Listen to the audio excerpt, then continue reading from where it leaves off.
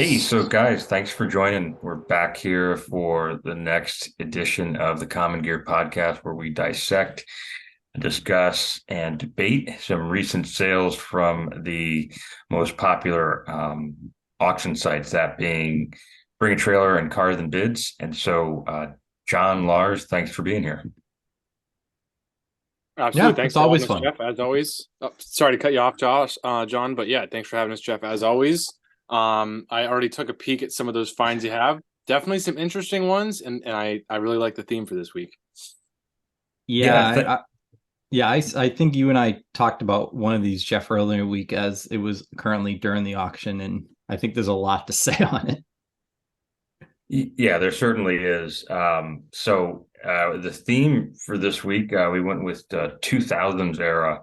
Um, Not quite hot hatches, but definitely some of the top sport compacts from that era, which, the three of us sitting here definitely have at one time or another, maybe thought about owning one of these cars, but the headliner of the week is definitely a little bit of a shocker. And I have to say, I'm still confused as to why we're seeing a theme here of a certain mark and a certain class of cars from that mark pulling just crazy money when they're found in low mileage stock condition. It's just if you asked me 5 years ago if I had this car on my bingo card as being a six-figure vehicle, I would have said no way. So with that being said, John, are you able to? Do you have them pulled up, or you want me to pull up the the cars this week?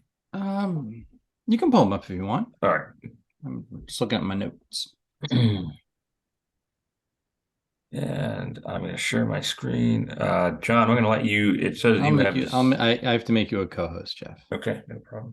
We'll edit that part out of the podcast. Yeah.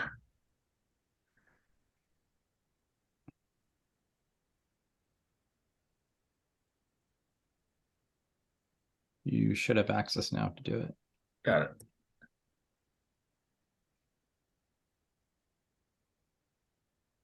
All right. So we're going to lead off with the one that is clearly on top of our mind this week, and that is a 97-mile Volkswagen R32 that rang in at $104,000. So this car sounds like it has an absolutely fascinating backstory. I was looking through the comments and trying to kind of piece it together. It actually looks like it's from very close to where I'm from, a town called Wappingers Falls, New York, which is not about 10, 15 minutes away from Poughkeepsie, which is my hometown. And it sounds like a gentleman who was a long-term Volkswagen tech at a dealership in the Hudson Valley, basically bought the car, put it on a lift in his shop, and never touched it again. The rumors are that he actually, if he brought it in for service or anything like that, that he actually put it into an enclosed trailer or onto a trailer to bring it to and fro. So just crazy, crazy story. It's one of those things you don't really believe that this sort of thing happens. And, I just can't get over it in terms of the crowd that loves Volkswagens, water cooled Volkswagens, is like, I mean, these, if you look back at some of the last R32s that were on Bring a Trailer, they were no sales. They were no sales. They were, 15, 20 grand. So again, it's like that second gen GTI 16 valve that clocked in at close to 90,000. It's like the math doesn't make sense to me where you can have car after car of a certain model in driver quality condition. There are no sales. They're, you know, average sort of, well below the average bring a trailer sale price, which is right around 40,000, 45,000 these days. And then all of a sudden this thing shows up and it's a six-figure car. I find it strange, and unlike the $90,000 16 valve GTI, the gentleman who bought this car is actually pretty um well known on Bring a Trailer. He's if you look at his bid history, I mean, to his credit, he has bought some very desirable and interesting cars. He's not afraid to outspend everybody, so good for him. But it is just very interesting to me that these sort of mothballed Volkswagens, continue to just bring out the big time bidders.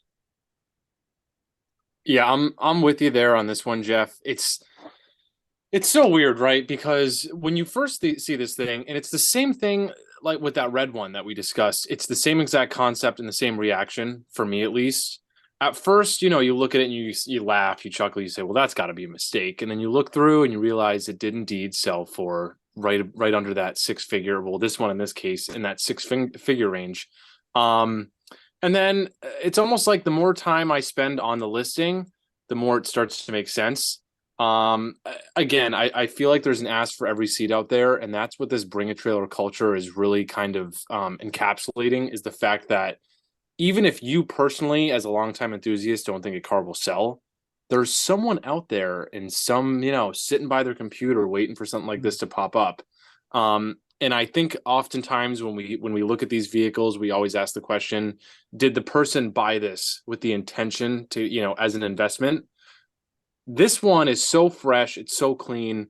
I think they only made 5,000 of the Golf Rs in 2004, and I think, correct me if I'm wrong, but I think '04 was the only year they made it. So to find another one with 2-digit mileage, you're probably not going to.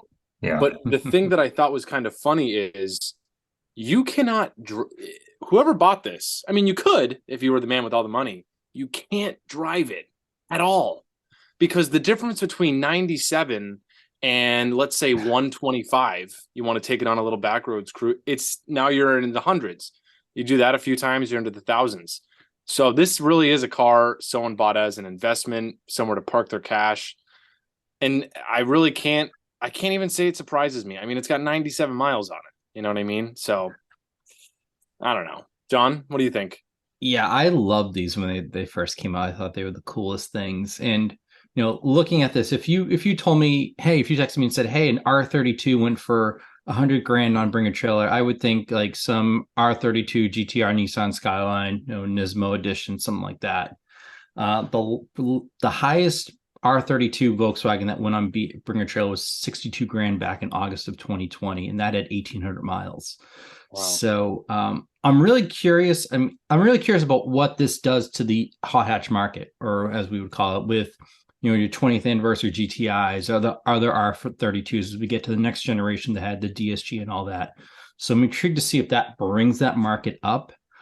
A bigger thought for me is this kind of the high watermark for this car? Is this the most we're going to see a Volkswagen R32 go for? Granted, this does have 97,000 miles, and as you talked about, Laws, it was perfect. That that two-digit number. There's probably no other R32 out here that is going to be a two-digit, mileage car. No.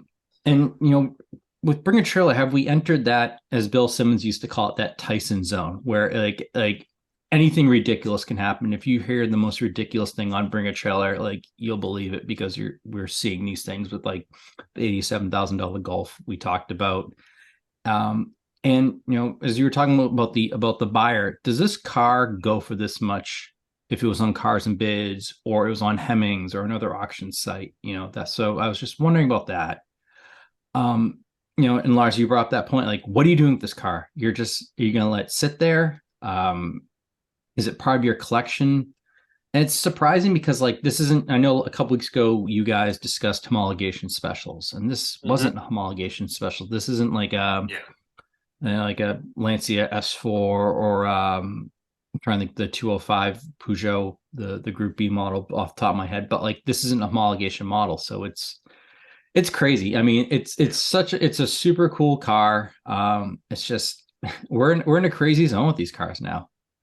Well, it's you bring up both you have great points, Lars. The guy said in the comments he's going to drive the car to shows, and I don't get Yeah, that. oh, did he? Is he really? Which is he gonna like drive, have a trailer in it, and then just like park up next to the Cars and Coffee, empty it out, and drive the car into the lot? I don't know. I wouldn't. And here's the thing: like, even take the mileage thing out of it. Like, I just wouldn't drive it to shows because I would just be petrified of anything happening to this car. But again, to bounce to the next point, which is John about the how wonky or wacky Bring a Trailer is, I that's something I haven't quite begun yet to understand because if you I've been spending a bit more time on cards and bids than I have in the past. And by and large, cards and bids is actually kind of refreshing because the cars are selling for what I would consider normal prices. Mm. Like the really nice cars are selling for fair money. They're not selling for insane money. There are some really like phenomenal deals on cars and bids. Quite honestly, if you poke around enough, you're just kind of like, this is actually a bit refreshing. And I would say, like, even if you look both at both companies from a valuation standpoint, like let's just say Bring a Trailer makes more money on this, because of these crazy sale prices. But and again, I'm not, I don't have a business degree from NYU, but like I would look at it and say, yeah, but cars and bids to me strikes me as being more valuable because Normal. it's more real, right? Like you can back up the results. You can look at it and say, what's happening here makes sense. What's happening here is something that, according to every price guide out there, it's legit. It's on the money. Whereas I look at the thing that some of the results on Bring a Trailer, and even if the money is actually changing hands, I don't. I mean, everyone got pissed off at the people yelling money laundering, right? When and I don't think it's quite money laundering, right? Not like there's a cartel in here, hiding money in vintage cars. But I do think Bring a Trailer is showing like the other side of like just another side of society, which is that the folks with crazy amounts of cash really do just park it different places. Like they're not sitting and looking at their 401k every day like the rest of us lemmings. They're looking at different avenues to put the money into. Maybe it's not like a slam dunk investment, but maybe it's a way to shield them a little better, right? It's the Donald Trump approach to creating wealth. And I think that's why Bring a Trailer is so bananas and none of us can figure it out, is because the people buying cars in there are using it in a very complex way. Whereas I don't think Cars and Bids has quite that same kind of audience. It's quite honestly more people like the three of us sitting here. And that's Mhm. why you Yeah. see just more normal prices and things like that. So I think we're getting to a point where the more of this we see, we're like, okay, it is legit. Like someone is getting paid for this Yeah. car, but it's still not real world because it's not really based on valuation. It's just based on horse trading at a very high level. So yeah, It's yeah. it's become the Barrett Jackson of like car auction websites. Like I mean, we've Hey, all I will watched say, the Barrett Jackson car auction, especially when R.I.P. Speed Channel Speed Vision was around. Rest in peace. Like just people paying stupid amounts for things on Barrett Jackson that they probably wouldn't pay if they went to like Mecum or went to the Hershey or Mhm. something like that. It's become that. And I mean, Jeff, you remember when BAT first started, how it was called Bring a Trailer for a reason because it was people's project Mhm. cars. Right. Like seeing this made me think of. I remember. I think you and I actually talked about like, should we actually bid on this? There was some old like showroom stock 80s Golf, Oh my that was in gosh. Yeah. pieces that we were like that we actually considered, you and I actually considered like buying at Yeah. one point. Like I could you know. like you like I'm just saying like that wouldn't fly on BAT today, and it either wouldn't fly or it'd go for like, $200,000. Well, it's interesting. Yeah, that car was actually bought by a kid who works for SCP Euro, which is a popular European parts reseller down in Connecticut. And yeah, and you know what's so interesting about that anecdote? And Lars, what it was basically a Mark II chassis Golf that had been actually, we talked about homologation cars that had actually been sanctioned and built by the factory to go showroom stock racing, which was kind of a glorified amateur motorsports category or bracket. And again, something that Gotcha. doesn't Yep. happen anymore. So I mean, the car actually was built by Volkswagen to be a competition vehicle, Mm. and yeah, Gogo and I actually thought, well, we could afford that, and it didn't sell for much. And ironically, John, a few months ago, probably one of the cooler Mark IIs I saw was a Sirocco that had been built as a track car in the '80s. Had a very well done. It wasn't a factory car, Mm, but it had box flares and ITBs on a 16 valve, full cage and everything, and it wow. sold for like $3,000. Like no one even looked at it. So it does show you that how much Bat has pivoted away and gleefully so from the people that really made it great. But hey, that's a tale that has been told many times throughout society. So all right, well, we're going to close the book on this one. Yeah, I just shake my head at it and hope the millionaire who bought it enjoys not putting any miles on it. So this one, and again, I tried to stick with the theme here from this era of performance cars. This one is a little bit newer. This is a very, another one of the classic Fast and the Furious cars. This is a 2006 Mitsubishi Evolution 9. And this car I thought was interesting because, most of the time we don't see crazy money for a modified example. But look at this right here. If you can see where my cursor is. Mm. 2019 sells for 30, 2023 sells for 42,000, which that it wasn't so much the number, but I mean, this is 75,000 miles. I mean, by BAT standard, it's heavily modified, maybe not by Evo standards, it's not too bad.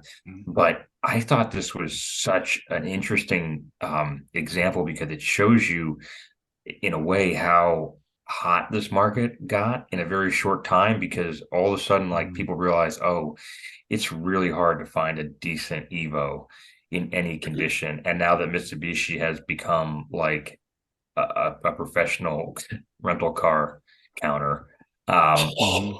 Yes, you know, yes. you're kind of like, holy crap, they are done making cars Yeah. like these, so I better jump on one now. Yeah, on a personal note, I've had felt like I did not really care for these when they came out. I've since kind of walked that back and said, boy, the smart money would have been when everybody was losing their minds over whatever the latest WRX STI was. Mm. You should have gone out and bought one of the last ones of these, the MR, which was a super stripped down Evo, and just put it in your garage. And I'm sure a lot of guys have done that. We'll see more of those cars coming out. But I I don't really like to think of modified cars as investment pieces, but I think the result shown here just shows you how much the market has moved forward on, in a positive way on the last real, really desirable Mitsubishis. Yeah, Jeff, I always thought the same thing, man. Back in the day, because here's the thing about these Evos, right? The older ones, they came back with the newer body styles in like the early to mid 2010s. So they have made them after this generation.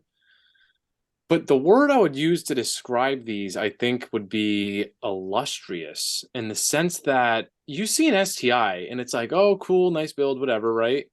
If I don't know about you guys, but personally, if I see a nice one of these, I am going crazy. I'm turning around in traffic. I'm giving the guy a beep and a thumbs up. There was actually a phase I went through where I wanted one of these a couple of years ago. I was never going to get one, but I wanted one. And there must have been a point in like 2011 where these things were just dirt cheap because they Mhm. are, I mean, when I say all of them, they are all trashed. 6-digit mileage, Yeah. eBay turbo, Mhm. blown motor, plastic fake carbon fiber body kits. So to find one that's clean in good Mhm. condition, I think this is honestly a buy. I really do. These transmissions, the 5-speed transmissions in these have really good reputation. The 4G63 engine, people have made these rev up to 10, 11,000 RPM, which is just nuts. And then some of the ones doing high horsepower builds, you see these with 11, 1200 horsepower. I just think at this point, it's starting to become a vehicle that's a little bit rare. And if you try to think back, I mean, you guys and anyone watching, how many clean Evos of this generation Mhm. have you seen floating around? No, Probably not none, many at all. None. None none. at all. So relative to the STI, it's unique, it's different. The drivetrain, it's like the 2JZ. they accidentally put some metal together in a way where for 15, 20 years after the fact, there's still not a 4-cylinder engine that can, keep up with this thing. So I like it. And quite honestly, after looking at the 100K R32 for 60 G's less, for 60% less, I think this is a way cooler, way funner, and way more unique car. So I actually really like the price on this.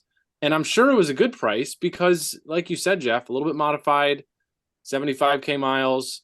But honestly, I think this was a swipe. I love it. I love this one. And it's a four-door with a rear wiper, which just kind of puts it over the top for me. But Yes. I'm a Yeah. weirdo like that. Yeah, I did see I, that when you were shuffling through the pictures. I did Really? pick up on that. I really liked it. I mean Lars said a lot of what I would hit on in that, it doesn't look like it's been modded up the wazoo. As it doesn't look like it's been thrashed within its life. It's kind of tastefully done. And I love these. I love the WRXs. I love the STIs, especially when they kind of came out in the 90s when you're reading like Performance Car and Evo, when you're hearing about all this unobtainium from Japan, these rally cars for the street, which are so neat. And this kind of price wise, it's actually a really good. I think it's a good price as well. It also fits within what else is selling on BAT around this for Evo nines. Cars and Bids had a couple cars I know that went in the 20s. I didn't remember off the top of my head what the mileage was and all that. And I think these are great because these are what our parents, older cousins, uncles were into, like the 60s muscle cars and 70s muscle cars. This is like the muscle car for 80s, kids kind of grew up in the 80s and 90s, or that were of age and saw really cool outside the box Japanese things, 4-wheel drive, turbocharged, that could be modified. They're great. I mean, this is a great car. I think these are, we're gonna remember these, and the fact that it's clean, it's not bashed, thrashed within an inch of its life is huge for it. And we're gonna continue. I think we're gonna continue to see like the lower mileage cars go up more and more and more and more. Totally. Yeah. One thing I want to add in quick, and then Jeff, you can take over. But it's kind of like that R32. I was saying he can't drive it because he's going to hit 100 miles. With one of these, you could pay 70,000 for one with 30K miles and totally bone stock, factory fresh, right off the showroom floor. But the thing is, you're not modding it. You're not modding it. You can't do anything with it. And I honestly think these cars are probably best suited with bolt-on mods, a little exhaust setup, making 400 wheel horsepower, making the turbo noises. I wouldn't want to keep one of these stock. So it's almost like you want to buy one that's already been broken in a little bit. You're doing stuff if you're gonna mod it, you're doing stuff that you can keep the original parts for and say, hey, when you go to, if you ever decide to sell it, hey, I have all the original parts sitting in, back in my garage. Totally. Yeah, I agree. And truthfully, the mods are not, I mean, to everyone's point, they're respectable. So, I mean, honestly, I would even say probably you could even, tie these upgrades to, like the Walbro fuel pump is not only an upgrade, but it's also probably a more reliable and more stout unit than the stock fuel pump. Totally. And the rest of the carbon fiber radiator shroud, time belt cover, sorry, that's just cosmetic. That's not a big deal. So you're really talking about an exhaust, a fuel pump, and an intercooler pipe. So, and obviously it's been, I'm assuming it's been lowered a bit, but yeah, it looks it. Overall, yeah, racing, BC racing coilovers. It really, I think everybody read between the lines here and said, you know what, these are pretty sensible modifications. A lot of us would probably make the same ones, and to your points, they're all bolt on and bolt off, so hardly something that's been riced out. So, yeah, I think this is a great buy, and honestly, in another 5 years, it's going to be over 50,000. So, do you think they're gonna hold their value and go higher than like the WRX STI cars? So I'm curious about, because like right now, I noticed at the Kissimmee auction down in Florida back in January, a number of low mileage Mark IV Supras didn't sell. Hmm. And I thought that was interesting because for a while it seemed like everybody was just losing their minds over those things. They were. I think the world is moving quickly right now in terms of what is going to fade away and what's going to become hot. Obviously, Lars and I we're E30 guys, so I look at those sales quite a bit, and that really has Every simmered. day. Yeah, and I don't know if you noticed this, Lars, but it simmered down a little bit. Like the Way nice, down, simmered down so much that I questioned what I did in the summer. I said, "Did you really need to do that?" But you know yeah, what? I couldn't tell the future. I really couldn't. So screw it. I No. did what I did. and I think nice ones are still going to be, you're not going to get into a nice E30 for less than 15, 20 these days, but it definitely has pulled back a bit. And There's so no more of those like $30,000. Like, why did that sell for 30 when it's stock? There's no more of those. Is yeah, it that situation where like the price got so high that everybody moved on to something else? I think that's something that's really interesting to watch in relation to these cars is that there are cars that people are like, I'm going to wait it out. I'm going to stay in it because I want one of these badly enough. And then there are cars where people are like, wait a minute, I can go a few years newer. Okay, it's not as vintage. Oh well, I'm getting a car with reliable air conditioning, power windows at work, Mm. and a bunch of other creature comfort things that will inevitably make it more pleasant to drive on a regular basis.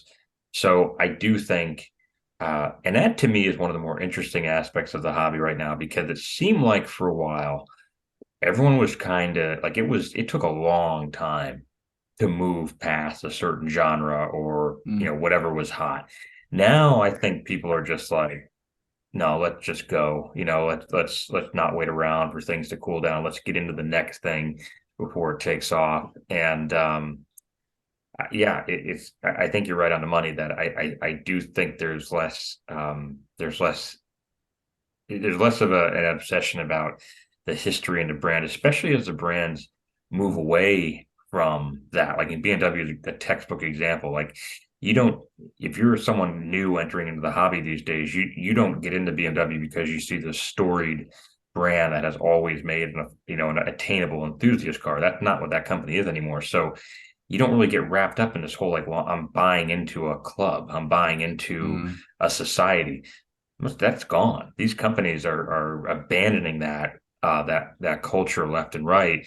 So this like waiting around to get into a club, in terms of having an ownership stake, I think has become less of a thing, and it's just whatever is attainable, whatever is interesting at the moment. That's what's going to pique Mm. someone's interest.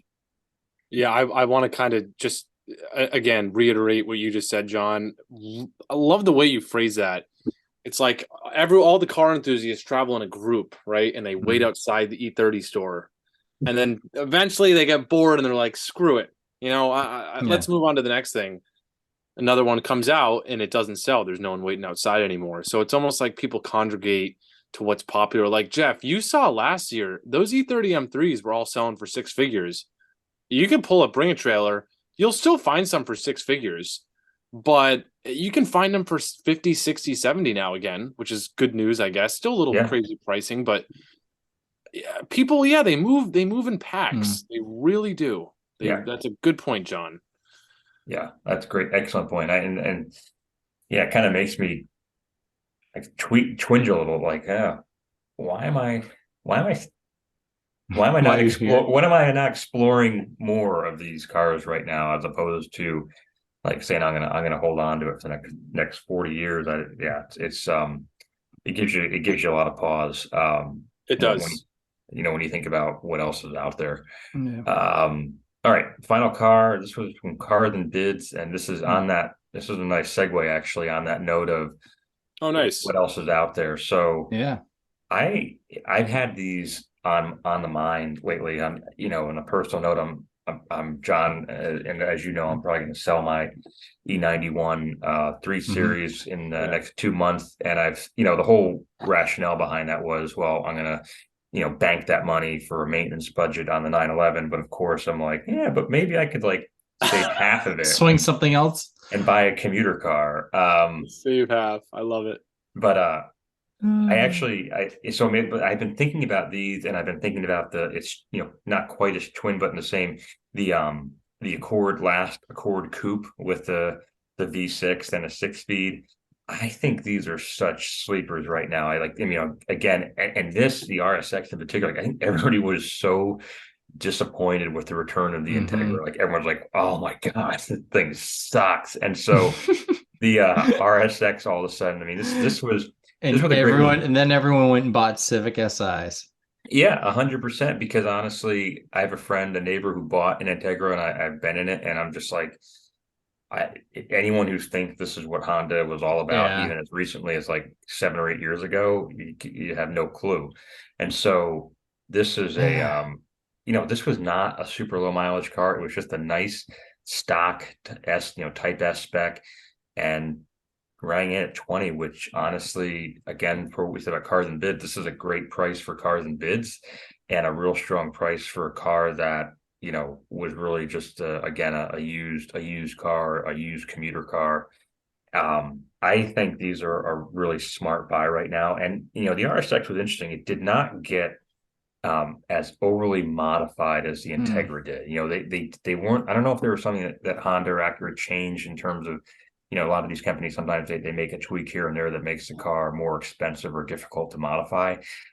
Not sure. Could just be the name when it came out left a lot of people in the dark. But either way, this Hmm. is still a phenomenal car. I had an eighth gen Civic Si, which was a ton of fun. But I look at this and I'm like, this is actually really appealing because you're getting that raucous. I think it's this shared the K20 engine or some derivative of it, but Yep. you're getting a leather interior. You're getting a bit more sound deadening. You're just getting an overall more comfortable car that is still, just a rocket ship once it gets above $5,000. So I mean, I actually wish I could have been someone who bought this car because I think it's a phenomenal buy that's only going to look better and better over time. Yeah, Jeff, you know what, man? And this is why I love these discourses that we have because I always leave these calls with a new perspective on the vehicle. Quite honestly, I was ready to just say, well, I'm actually not a fan of these, and You I can don't still really. say that, Lars. Which You could say again, it. I'm not okay. I'm not really a fan of these. They've never really appealed to me. I like them, but it's almost like for early to mid 2000s, like sporty S car. It's almost like I'd probably rather just have like a Sport Package 3 Series, but that's just Mhm. kind of how I am. Now, hearing you talk about it, Jeff, it's almost like with this thing, you get all the benefits. You get every single benefit of owning a JDM car, especially, a Honda or Acura. Very reliable, tried and true drivetrain, and it's not that expensive, and it's a super fun car to drive. This one Right. does have, I looked down, it does have the K20, 210 horse, 150 foot-pounds of torque, 6 speed, so you can definitely cruise in it with the tall gears. But yeah, the more I look at this thing, I mean, there's probably other things I would choose in the price range, but also, Hmm. I mean, maybe not. I don't know a ton about them, but I really actually think now that I'm looking around at it, it would be a great daily. Interior's nice. You get the sport buckets. Um, and I've had a couple of these generation like Hondas and stuff from the mid 2000s. And in my experience, and from what other people have said, they're extremely reliable, they're robust, easy to maintain, and very cheap to replace parts on. So for a daily, I mean, you really actually couldn't go wrong with this one. And then look at it, it's clean. I mean, that thing looks Hmm. nice. Very clean. Yeah, I don't have too much to say, but you did convert me a little bit there, Jeff. I will say that. I'm going back and forth on this. Part of me is like, I was just looking at the prices of it, and it went for 20 grand, and it was a little high just doing some research. I know there was a black '06 that went for 12K a few days ago on Cars and Bids. There was a white one, an '05 that went for 14 back in Hmm. February. So I'm like, maybe it's a little high, and I'm going back and forth. Like it's nice, and I'm really caught. It's maybe this is one of those things where we talked about like the market, like the Type R market and the GSR market has priced people out. So maybe they're going to the Type S car now, the RSX Type S now that they've been priced out of the Integra market because those go sky high. It's I these cars look great in white. these kind of sporty Honda Acuras always look They do. amazing in white. Yeah. As for like a 20 grand daily though, I think like you can do better. I mean, Well, yeah, that is a fair point. That I do think this particular buyer, I haven't looked at the what the bidding activity was like. I do think this is a case of maybe someone getting a little caught up in, it was a color combo they were looking for, or maybe it was, nearby, so there was no transportation expense in terms of buying it. mm. I mean, it's just hilarious. This is just like your eighth grade math teacher, like who just walked on the cars and bids and actually Someone did made their research and was like, I could sell this here compared to going to my local dealership. And right. But to your point, John, you can definitely still find one of these for way less money. Like if you bide your time, if you're a little patient, this car has not blown up to the point that every single one of them is just going for crazy money. And so, I don't know what it was about this. yeah, the But two other cars, yeah, the two other cars we've discussed tonight have like that want factor. Like, don't Right. look at the price. If you said, could you picture yourself driving that? Would you really want to drive it? You would be like, yes. This, it's like, it's okay. Yeah. Yeah. Well, you look at this bid history, like this was the last couple of bids. This was the case of someone wanted it and someone kept bumping the bids up, and Yeah. the one who wanted it kept going. And this is what happened with the Saab 900 I sold that ultimately went to the runner-up bidder because the first one flaked out. But like it was just two bidders who, I mean, they were the only people in the room, and that sometimes I think as a bidder you've got to be really careful when that happens because it just gets That's all you need though. Oh, as a seller, it's phenomenal. But as a bidder, I think you have to be really like saying to yourself, am I doing this because I truly want this car? Or am I doing this because I'm pissed off this guy keeps outbidding me by $200 increments? But yeah, so I mean, listen, I think these cars will someday be pretty consistently 15 to 20, but I don't think it's going to be to the point that you can't not ever find one for 10K in decent shape. So yeah, I think again, I think these are great cars and underappreciated, but I don't think they're going to consistently be as expensive as this one. So you're Yeah. saying someone was bidding head and not heart and not head on this one, maybe a little bit. Right. It is a good point. But overall, though, I still would rather have this and 80 grand in the bank than an R32 I can't drive. So Agreed with you on that one. But yeah, I'll second that emotion. I feel like we all kind of landed on the fact that the smartest car here was this one. This was just, dude, that thing's sick. That thing is so freaking cool. It's a great looking car. I rode in one in college. I never mentioned that, but it is every turbo noise that you could think of in one. It's just like if it's a tuner car, the epitome of a tuner car. It's so cool. They're so cool. I really like it. I'll close by saying on that note of a car just making the best kind of noises. I have been looking, and it will be my next move if I can pull it off, because this is a car that's very cheap right now, which is the last of the supercharged Mini Coopers. Oh yeah, 05, 06 Mini Cooper S.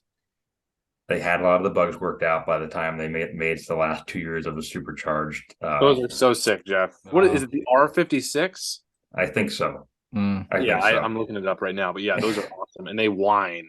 Oh my god! And you can put on different pulleys, and they whine even more. That's awesome. So yeah, I always love those. And unlike this, you can buy one of those from a Suburbanite for like $5,000. So that's on my radar for something that is worth buying now.